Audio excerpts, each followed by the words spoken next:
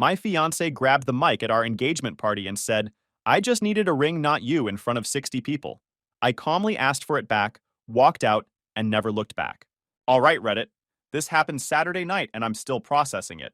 My fiancé humiliated me in front of 60 people at our engagement party, so I took the ring back and walked out. Now she won't stop calling and her family is losing it. Here's what went down. I'm standing at the head table of our engagement party, watching 60 people freeze in their seats. My fiancée, Ashley Reed, just grabbed the microphone and said into it, clear as day, loud enough for everyone to hear, "I just needed a ring, not you." The room goes completely silent. Not the polite quiet when someone's about to make a toast. The uncomfortable silence when something goes terribly wrong. Conversations stop mid-sentence. Forks freeze halfway to mouths. Wine glasses pause in midair. Someone's phone falls from their hand and hits the floor. I set down my water glass and look at her. Flushed face, eyes too bright, hand waving the microphone around carelessly. Her friends Brittany, Madison, and Olivia are in the corner booth, their faces showing a mix of shock and secondhand embarrassment. I stand up slowly. My voice comes out calm, almost polite. Appreciate the honesty. Then I extend my hand across the table. Palm up, steady. I'll need the ring back.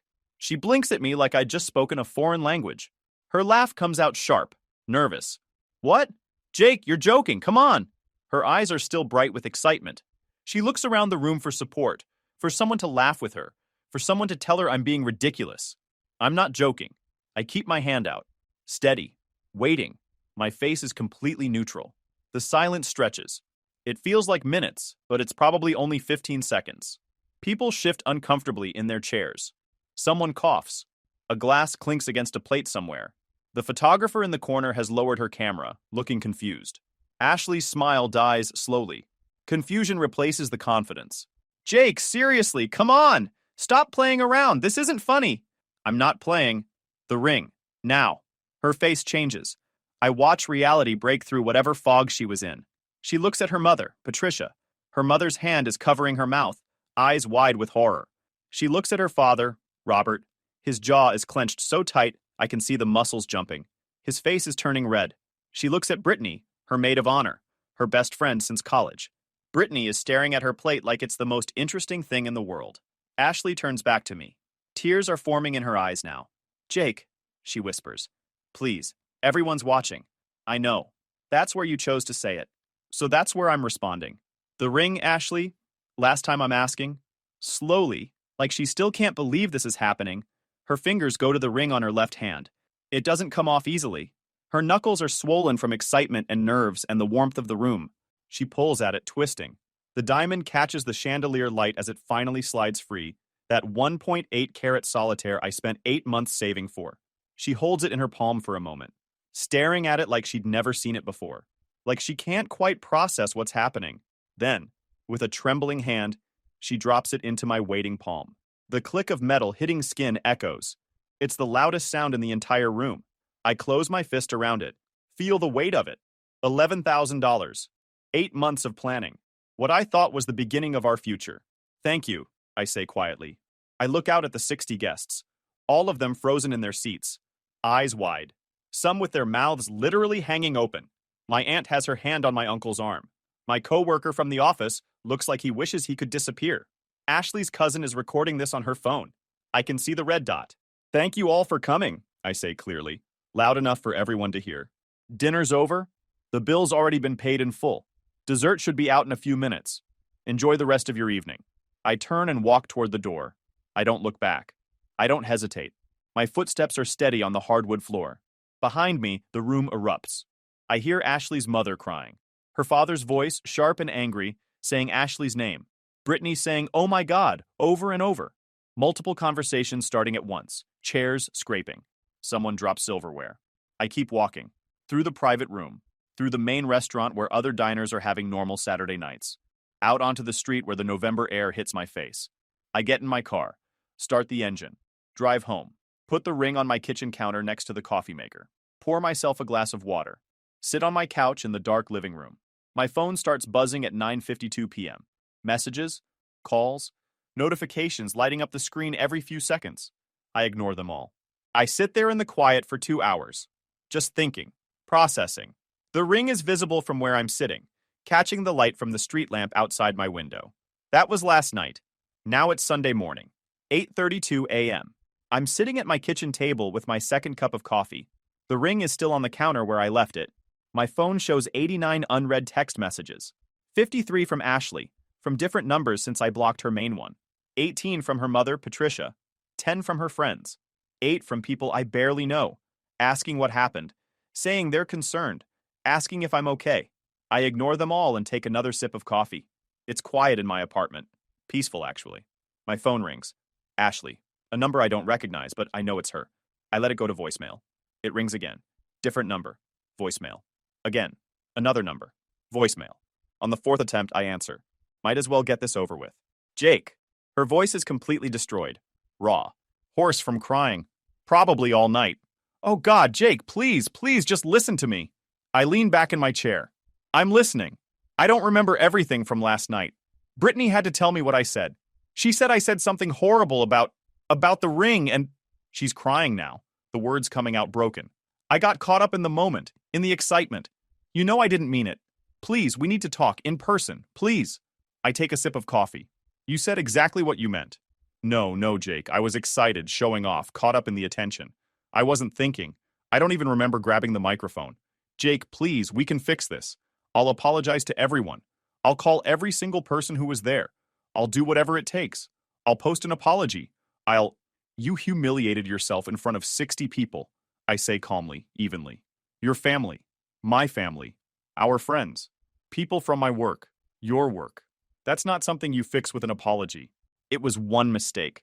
The crying is getting worse now, the kind that makes words come out in gasps and hiccups. One stupid mistake in the moment. You're going to throw away 2 years over one night?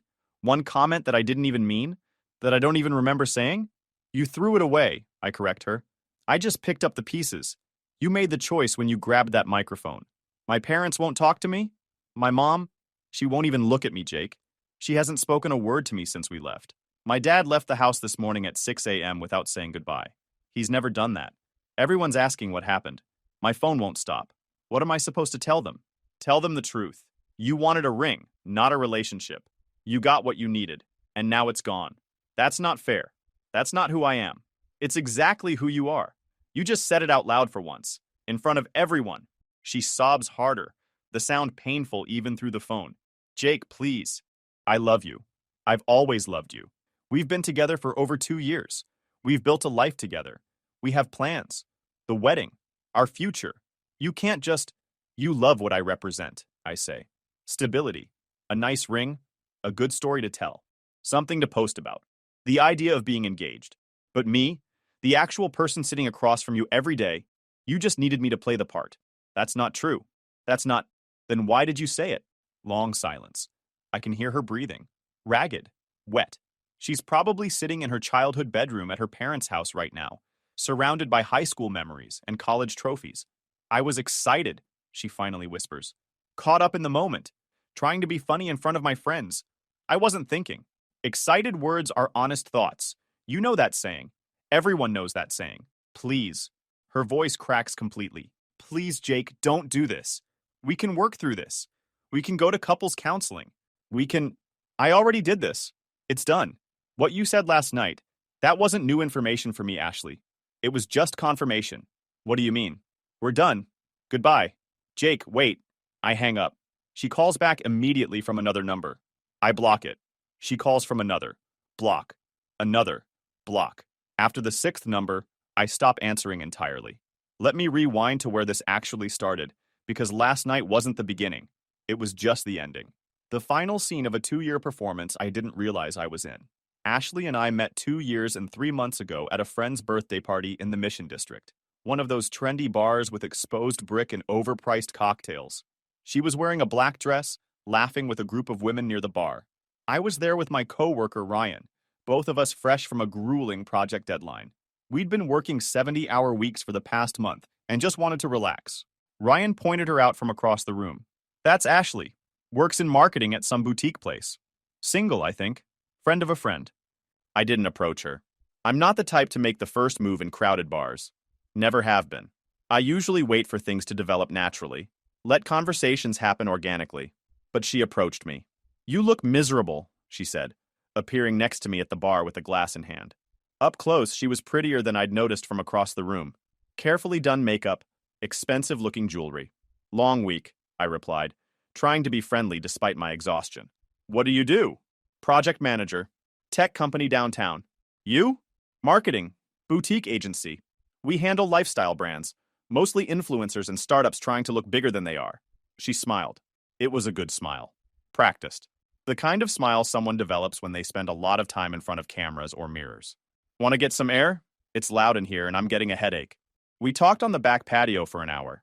She told me about her job, about the pressure of maintaining social media presence for clients, about her apartment in Hayes Valley that she shared with two roommates who were never home anyway. She mentioned her college years at UC Davis, her sorority, her business administration degree. I told her about my work, my apartment in the Sunset District, my engineering degree from San Jose State, about how I'd worked my way up from an entry-level position over 5 years to project manager. She asked good questions, seemed genuinely interested, laughed at my jokes, touched my arm when she talked, all the signs I'd learned to recognize as interest. When the party ended around midnight, she put her number in my phone. Her fingers moved quickly across the screen, adding emojis after her name. Text me, she said, looking up at me through her eyelashes. We should do this again. Like, actually do dinner or something. Not just a loud bar. I texted her 2 days later. Ace. Didn't want to seem too eager, but didn't want to wait too long either. We went to dinner in North Beach on Thursday evening. Italian place with white tablecloths and candles. She ordered the most expensive wine on the menu without looking at the price. $45 a glass. When the waiter brought it, she swirled it, smelled it, took a small sip before nodding her approval. The whole performance. I didn't comment on the price. Didn't want to seem cheap on a first date. She talked about her career goals, about wanting to move to a bigger agency, about the kind of life she wanted. I'm ambitious, she said. Is that okay? I said it was. I like ambition. The second date was a Saturday brunch. She showed up in designer sunglasses. Chanel. A gift from an ex, she mentioned. We ate overpriced avocado toast while she scrolled through Instagram, showing me the influencers her agency worked with. This is the life, she said, gesturing at a photo of someone on a yacht. Don't you think? I said it looked nice. She said, nice isn't the word I'd use. Aspirational, that's the word. By the third date, we'd established a pattern. I planned. I paid. She posted photos of our dinners on her Instagram. They'd appear within minutes. The wine, the food, my hand across the table carefully cropped to show just enough to suggest romance without revealing my face. Captions about being treated right and knowing your worth. I didn't mind. I thought it was just how people dated now. 3 months in, she started leaving things at my place. A toothbrush, face wash, a change of clothes, then a drawer, then half my closet. We never discussed moving in together. It just happened gradually. By month 6, she was staying 4 nights a week. By month 9, she'd given up her room in Hayes Valley and moved in completely. I paid the rent, $1,800 a month for a one-bedroom. She contributed $300 for groceries. I'm saving for my career transition, she explained. Once I get into a bigger agency, I'll make more. Then we'll split everything 50-50. The career transition never came. She stayed at the boutique agency making $52,000 a year while I made $95,000. I covered rent, utilities, most dinners, weekend trips. She covered her own shopping and occasional coffee runs. I told myself it was temporary, that relationships weren't about scorecards. But I started noticing things. Year 1. She bought a Louis Vuitton bag, $1,200. When I asked how she afforded it, she said she'd been saving. The same week, she asked me to cover her half of groceries because she was a little short. I paid. The bag appeared in 7 Instagram posts over the next month. Year 1, month 8. We went to Napa for a weekend. She wanted to stay at a specific resort, $350 a night. It's for the experience, she said. I booked it. She posted 23 photos. In the captions, she mentioned the resort, the wine, the sunset. She didn't mention me by name, just my person and a heart emoji. Year 2. Her friend Rebecca got engaged. The ring was 1 carat. Rebecca posted it everywhere. Ashley stared at the photos for 30 minutes that night, scrolling through every angle. It's nice, she finally said. A little small, but nice. That's when the hints started. She began pausing at jewelry stores. Just looking, she'd say. But she'd spend 10 minutes examining the display. She'd point out specific styles, Solitaire, platinum, nothing under 1.5 carats. Any smaller and you can't really see it, she explained. It defeats the purpose. She left her Pinterest board open on our shared laptop. Wedding pins, engagement rings, all of them large, all expensive. I'd close the laptop without comment. She mentioned friends getting engaged. Casual comments. Lauren's boyfriend just proposed. They've only been together 18 months. Can you believe that? Or, Kelly said her boyfriend is starting to look at rings. They're at 2 years, same as us. I got the message. I started saving 8 months before the proposal. $1,200 from every paycheck. I opened a separate account Ashley didn't know about. The goal was $10,000 minimum. By month 6, I had $7,200. By month 8, I had $11,500. I went to 3 jewelry stores, compared prices, certifications. The final ring cost me $11,000 even. A 1.8 carat round solitaire in platinum. The jeweler showed me the certificate, excellent cut, VS1 clarity. I had it sized to Ashley's exact measurement. The proposal was planned for Stinson Beach. Ashley had mentioned a dozen times how romantic beach proposals were. Sunset, ocean, the whole thing. That's how you do it, right? I rented a photographer to hide in the distance. $250 for an hour. I drove us up on a Saturday afternoon, told her we were just going for a drive. When we got to the beach, the sun was 40 minutes from setting. I walked her down to the water, got down on one knee in the sand, said the words I'd practiced. She cried. Real tears. Said yes immediately. The photographer captured it all. Back in the car, she called her mother first. Mom, he proposed. It's beautiful. I'm engaged. Then Brittany. Then Madison. Then Olivia. By the time we got home, she'd called 12 people. I'd called 2, my parents. That night, she posted 17 photos. Every angle of the ring. Her hand against the sunset. The ring in a close-up. The ring on the steering wheel. The ring next to a glass. Captions about being blessed. About forever. About knowing your worth. About waiting for the right one. In the first post, she said the ring was 2 carats. It wasn't. It was 1.8. I didn't correct her. In the second post, she said I'd surprised her completely. I hadn't. She'd been hinting for months. I didn't correct that either. Over the next week, she posted 23 more ring photos. People commented, gorgeous, congrats, you deserve it. She replied to every comment. She posted the photographer's pictures, the sunset, the beach, the moment, me in the background, blurred, nailing, the ring in focus. Her friend Rebecca commented, beautiful, with 3 heart emojis. Ashley replied, thank you, babe. I'm obsessed. Later, I saw a screenshot someone sent me. Rebecca had posted to her close friend's story. Ashley's ring is bigger than mine. Of course it is. Ashley had replied, you'll upgrade next time, LOL. I didn't say anything. I told myself it was just girl talk, competition, normal. But things changed after the engagement. Ashley became obsessed with the wedding timeline. Not the marriage, the wedding. She made binders with color-coded tabs, guest lists, vendor comparisons. She talked about the dress, the venue, the flowers. She didn't talk about our future, our home, our life together. When I asked her about where we wanted to live long-term, she said, let's just get through the wedding first. When I asked about kids, timelines, goals, she said, one thing at a time. When I asked if she wanted to combine our finances after marriage, she said, we can figure that out later. But she had detailed opinions about the engagement party. We need to do something big, she said 3 weeks after the proposal. Something people will remember. Not just a backyard thing. A real event. I suggested a small dinner. 20 people. Close family and friends. She shook her head. Rebecca had 40 people at hers. We need at least 60. 60 people is expensive. It's one night. You only get engaged once. She pulled up venues on her phone, showed me private rooms at restaurants, event spaces, hotel ballrooms. The prices ranged from $3,000 to $12,000. I picked Marcello's, a private room, Italian food, good wine. The package was $7,000 for 60 people. Included appetizers, entrees, dessert. Ashley said it was perfect.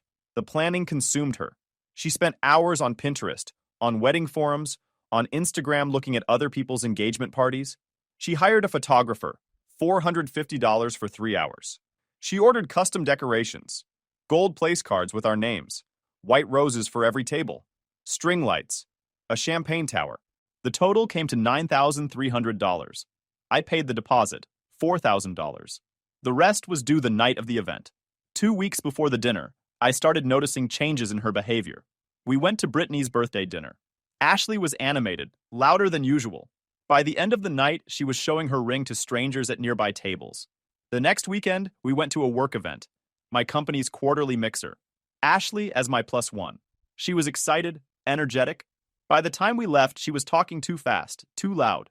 In the Uber, she said, "Did you see Rebecca's ring? So small." I felt bad for her. I asked her to tone it down. She said I was overreacting. I'm celebrating. We're engaged. I'm allowed to have fun. The third incident was brunch with her friends. I wasn't there, but Brittany told me later.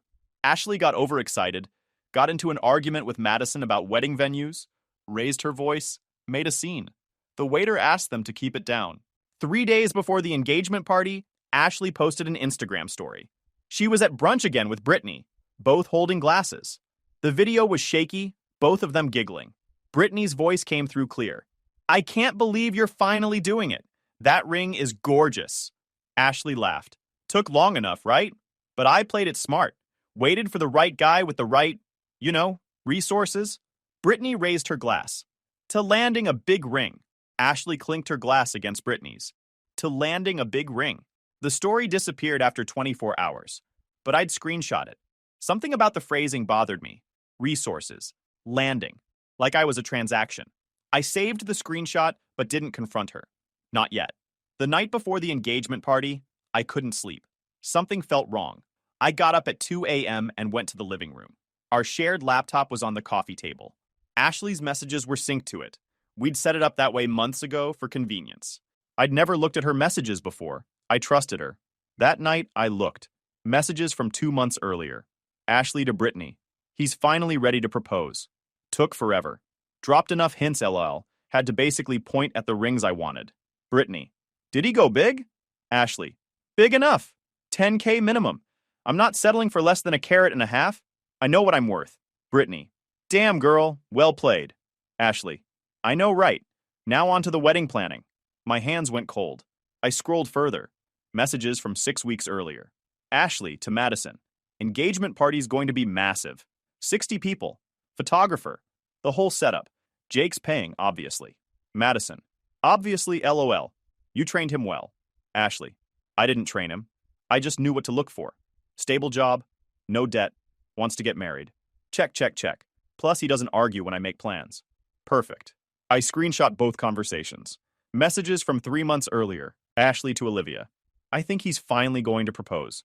I've been leaving hints everywhere. Pinterest open on the laptop. Pausing at jewelry stores. Mentioning friends who got engaged. If he doesn't get it soon, I'm going to lose my mind." Olivia. "You've been so patient." Ashley. "Honestly, it's exhausting, but the ring better be worth the wait." I saved that too. I found messages from the week after the proposal. Ashley to a group chat with Brittany, Madison, and Olivia. "He proposed. Ring is gorgeous. 1.8 carats, but I'm telling people too. Close enough." Brittany. "Pics." Ashley sent photos. Madison. "Congrats. You finally got him." Ashley. "Took long enough. Now to plan the perfect wedding." I sat there until 4 a.m., reading through months of messages. Every conversation painted the same picture. I wasn't a partner. I was a checklist. Stable income. Willingness to pay. Desire for marriage. A vehicle to the life she wanted. I didn't sleep the rest of the night. The day of the engagement party arrived. Ashley spent the entire day getting ready. Hair appointment at noon, $90. Nails at 2, $75. Makeup at 4, $120. She came home at 5:30 looking perfect. White cocktail dress. Hair in loose curls. Makeup flawless. "How do I look?" she asked, spinning. "Beautiful," I said. Because she was.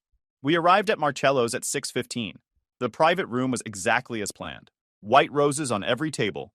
Gold place cards. String lights overhead. The champagne tower in the corner. The photographer was already there, adjusting her camera. Ashley walked through the room, checking every detail. The placement of the flowers. The lighting. The angle of the place cards. She posed for photos with the champagne tower, with the floral arrangements, with the empty tables. I stood by the door, hands in my pockets. Guests started arriving at 6:45. My parents came first. My dad shook my hand. My mom hugged Ashley. "Everything looks beautiful," she said. Ashley beamed. "Thank you. I planned every detail." Her parents arrived next. Robert and Patricia. Robert clapped me on the shoulder. Big night. Patricia hugged Ashley. So proud of you, sweetheart. Friends trickled in. Co-workers, college roommates, people I'd met once at other parties, people I'd never met. Brittany arrived with Madison and Olivia. They descended on Ashley immediately, squealing, hugging, examining the ring again like they hadn't seen it 100 times. By 7:30, all 60 guests were seated. Waiters circulated with glasses. Ashley was already animated, talking loudly, laughing with Brittany. I watched her across the room, her voice louder than normal, gesturing dramatically. Appetizers came at 7:45. Bruschetta, fried calamari, caprese skewers. Ashley barely touched hers. She was too busy talking, showing off the ring to a cousin who'd arrived late. Entrees arrived at 8:15. I'd ordered the chicken. Ashley had ordered the seafood pasta. She picked at it, took 3 bites, pushed it aside. By 8:30, her cheeks were flushed from excitement, her eyes bright. She was laughing too hard at jokes that weren't funny, touching people's arms when she talked. I saw my mother glance at my father. He shook his head slightly. At 8:43, someone handed Ashley the microphone. It was supposed to be for toasts later in the evening. Her father had prepared something. My mother had notes. But Ashley grabbed it, stood up, energized. The room quieted. She tapped the microphone. Feedback screamed through the speakers. People winced. She laughed. Sorry, is this thing on? Scattered, polite laughter. I just want to say something real quick, Ashley began, her words coming fast. Excited. I just want to say how happy I am right now. So happy. People smiled, started to clap. She raised her hand to stop them. Happy that I finally got what I needed. The clapping died. She swayed slightly, gripping the microphone stand with her free hand. You all know, right? You know how long I waited? How many guys I dated who couldn't, step up? Who didn't get it? Who couldn't give me what I deserved? She paused, looking around the room with bright, excited eyes. But Jake, she pointed at me with her glass. Jake came through. She smiled wide, like she was about to deliver the punchline to a hilarious joke. I just needed a ring, not you. Silence dropped like a physical weight. I heard my mother's sharp inhale to my left. Ashley's father half rose from his seat, his face going red. Brittany's eyes went wide, her mouth opening in horror. Madison stared at her plate. Olivia's hand covered her mouth. The photographer's camera clicked twice, capturing it. Ashley stood there, smiling, like she'd just delivered the punchline to a hilarious joke. She looked around, waiting for laughter, waiting for applause. Nothing. Absolute silence. I stood slowly. My chair scraped against the hardwood floor. The sound echoed. Every head turned toward me. I walked around the table toward her, my footsteps steady. My hands weren't shaking. My heart wasn't racing. I felt strangely calm. I stopped 2 feet from her, looked directly into her bright, excited eyes. Appreciate the honesty, I said quietly. Then I held out my hand, palm up. I'll need the ring back. Her smile flickered. Confusion crossed her face. What? The ring. I'm taking it back. Her laugh came out nervous, high-pitched. Jake, stop. You're joking. I'm not. Give me the ring, now. She looked around the room again, desperately searching for someone to laugh, someone to tell her this was a bit part of the celebration. Her mother's hand covered her mouth, tears in her eyes. Her father was standing now, his jaw clenched. Brittany wouldn't meet her gaze. Madison looked like she might cry. Ashley turned back to me, and I saw the exact moment reality broke through. Her eyes widened. Jake, I got excited. I didn't mean it. Come on, we're in front of everyone. You meant it, I said. And that's fine, but the ring's mine, so I'm taking it back. We're engaged. We were engaged. Past tense. The ring, Ashley. I'm not asking again. Tears filled her eyes. Her hands trembled as she looked down at the diamond on her finger. The 1.8 carat solitaire I'd saved 8 months for. The ring she'd posted 37 photos of. The ring she'd told everyone was 2 carats. Jake, please, she whispered. Not like this. You chose like this. Now give me the ring. Her fingers went to it. She tried to twist it off. It stuck on her knuckle, swollen. She pulled harder, her face contorting. The diamond caught the light from the string lights overhead as it finally slid free. She held it in her palm, staring at it. Then slowly, she extended her hand and dropped it into mine. The sound of metal hitting my skin echoed in the silent room. I closed my fist around it, felt the weight of it. $11,000. 8 months of saving. I looked at her tear-streaked face. Then I turned to face the 60 guests, all frozen in their seats, forks halfway to mouths, glasses suspended in midair. Thank you all for coming, I said clearly. Dinner's over. Bill's already been paid in full. Enjoy the rest of your evening. I walked toward the door. Behind me, the room erupted. Whispers became voices, became shouts. I heard Ashley's mother crying, her father's voice sharp and angry. Brittany saying, "Oh my God, oh my God." I kept walking, through the private room, through the main restaurant, out onto the street. I got in my car, drove home, put the ring on my kitchen counter, made coffee, sat on my couch in the dark. My phone started buzzing at 10 p.m. Messages, calls, I ignored them all. The next morning, Sunday, the texts started coming in waves. Ashley, from a friend's phone since I'd blocked hers. "Jake, please, I'm so sorry. I don't know what I was thinking. I love you. Please talk to me." Her mother, Patricia. "Jake, this is Patricia. Please call me." Ashley is devastated. "We need to talk about this." Brittany. "Hey, I know last night was bad. Really bad. But Ashley's my best friend and she's falling apart. Can we talk?" Madison. "What you did was cruel. She made one mistake." My mother. "Son, call me when you're ready. I love you." By noon, I had 94 unread messages. Ashley called at 12:15 from yet another number. I answered. "Jake!" Her voice was demolished. "Please, please, just listen." "I'm listening." I don't remember saying that. I swear to God, I don't remember. Brittany had to tell me what happened. I would never ever say that if I was thinking clearly. You meant it. I was caught up in the moment. Excited. Showing off for my friends. That's not who I am. Excited words are honest thoughts. That's the saying. That's not fair. What's fair is you telling 60 people I was a transaction. That you just needed a ring, not me. What's not fair is me finding out I'm a checklist item, not a partner. What are you talking about? Her voice went quiet. I read your messages, Ashley. All of them. You went through my phone? You synced your messages to our shared laptop, remember? For convenience. I paused. I read 2 months of conversations with Brittany, Madison, and Olivia about how you landed a big ring, about how I'm stable income, check, about how you trained me, about how you're telling people the ring is 2 carats when it's 1.8. Want me to keep going? Silence. Jake, you what? You're sorry? You didn't mean it? Which part didn't you mean? The part where you told your friends I was a resource? The part where you said you finally got what you needed? The part where you mocked me in front of my parents? I was venting to my friends. That's what girls do. It doesn't mean anything. It means everything. It means this entire relationship was a performance. You were waiting for a ring. I provided it. Transaction complete. Except the transaction's canceled now. You can't just throw away 2 years. I'm not throwing it away. I'm accepting what it actually was. A long audition for a role I didn't know I was playing. She sobbed. My family won't talk to me. My dad won't even look at me. Do you know what that's like? Yes. It's like standing in front of 60 people while your fiancé tells them you're irrelevant. I know exactly what that's like. What do you want from me? Nothing. I want nothing from you. We're done. Jake, please. I love you. No, you don't. You love the idea of being engaged. You love the ring. You love the Instagram posts. You love telling people you're getting married. But me, the actual person, you just needed me to play the part. I hung up. 2 hours later, her father, Robert, called. Jake, we need to talk, man to man. Fine, talk. Ashley made a terrible mistake last night. She knows it. We all know it. She's devastated, humiliated. She hasn't stopped crying. I'm asking you, please give her another chance. She's young. She made an error in judgment. It wasn't just last night, Robert. She's been talking about me like a transaction for months. Want me to forward you the screenshots? Pause. What screenshots? Text messages.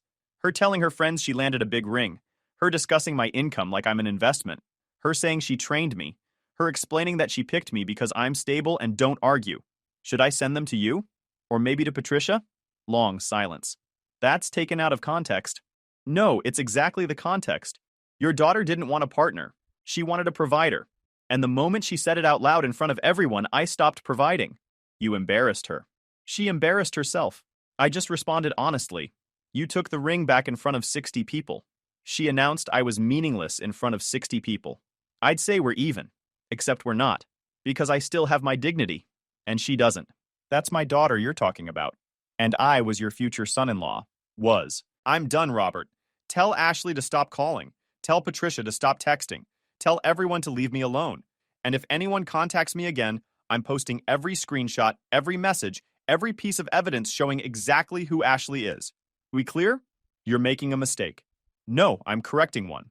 I hung up. Within 30 minutes, Brittany texted from a new number. You're being cruel. Ashley made one mistake and you're destroying her over it. She's my best friend, and I've never seen her like this. What kind of man humiliates someone he claims to love? I sent her the Instagram video, the one from 3 days before the party. Ashley and Brittany toasting to landing a big ring. I added a message. This kind of man, the kind who has receipts. Brittany didn't reply. That afternoon, I posted one Instagram story. No caption, no explanation. Just a screenshot of Ashley's text to Brittany from 2 months earlier. I know what I'm worth. 10K minimum. I let it sit for 6 hours. The comments came immediately. Friends asking for context. People from the dinner piecing it together. Wait, is this about Saturday? Did she really say that? Oh my God.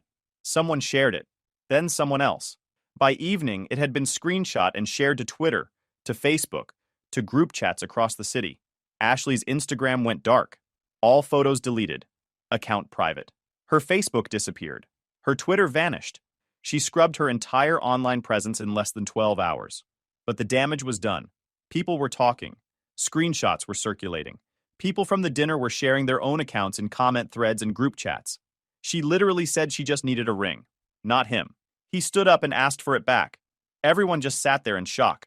Most awkward thing I've ever witnessed. Monday morning, I went to work. Focused on my projects. Ignored my personal phone. At lunch, my coworker Ryan knocked on my door. Hey man, I heard about Saturday. Yeah. You good? I'm fine. Need anything? No. Thanks. He nodded and left. Tuesday, Ashley sent a handwritten letter to my apartment. 6 pages, front and back. I opened it. Jake, I don't know how to start this. I've written this letter 12 times. Nothing feels right. Nothing feels like enough. I'm so sorry. I'm so sorry for what I said, for what I did, for humiliating you, for humiliating us, for ruining everything. I got caught up in the moment, but that's not an excuse. I said something unforgivable. I hurt you in front of everyone who matters. I destroyed the best thing in my life. I don't expect you to forgive me. I don't deserve it. But I need you to know that I love you. I've always loved you. You're not a transaction. You're not a checklist. You're the person I wanted to spend my life with. The person I still want to spend my life with. I know I don't deserve another chance. I know what I said was horrible. But people make mistakes. People say things they don't mean. And I'm begging you, please give me the chance to prove that I'm more than my worst moment. I'll do anything. I'll change. I'll prove to you every day that you matter. That you're not just a ring. That you're everything. Please, Jake. Please don't give up on us. I love you. Always. Ashley. I read it once. Then I put it through my paper shredder. Wednesday, I heard through mutual friends that Ashley had moved back in with her parents. That she'd quit her job at the marketing agency. That she wasn't answering calls from friends. That she'd stopped going out. That she was depressed. That she wasn't leaving the house. People started taking sides. Some blamed me. He embarrassed her publicly. He could have handled it privately. Taking the ring back was vindictive. She was excited, caught up in the moment. People say things. Others defended me. She humiliated him first. He had every right. Excited or not, that's how she really feels. He dodged a bullet. I didn't engage with either side. Thursday, I took the ring to 3 different jewelers. Got appraisals. The offers ranged from $8,200 to $9,500. I took the highest offer, $9,500 cash. I walked out with a check. Friday, I booked a trip to Japan. 3 weeks, solo. Tokyo, Kyoto, Osaka. I'd always wanted to go. The flight and hotels cost $4,000. I booked it without hesitation. Saturday, 1 week after the engagement party, I got a message from an unknown number. I hope you're happy. You ruined her life. She can't eat, can't sleep, can't function, all because of one mistake. You're a coward and a manipulator, and you deserve to be alone. I blocked the number and finished packing for Japan. Sunday morning, I woke up early, made coffee, stood in my kitchen looking at the empty spot on the counter where the ring had been for a week. The 1.8 carat solitaire that represented 8 months of saving. That represented what I thought was love. That represented a future I'd believed in. It's gone now. Sold. Converted into a plane ticket and 3 weeks of freedom. Ashley wanted a ring. She got one. Then she lost it. And me. And her job. And her friends. And her dignity. Some people collect status symbols. Designer bags. Expensive dinners. Engagement rings that look good in photos. I was one of those symbols. A resource. a stable income, a checkbox. But unlike a ring, I could walk away. And I did. I leave for Tokyo tomorrow. Guys, we are so close to hit 100,000 subscribers on this channel. If you are not subscribed to the channel, please consider subscribing. It really helps hit that 100,000 mark. Thanks for making this dream come true.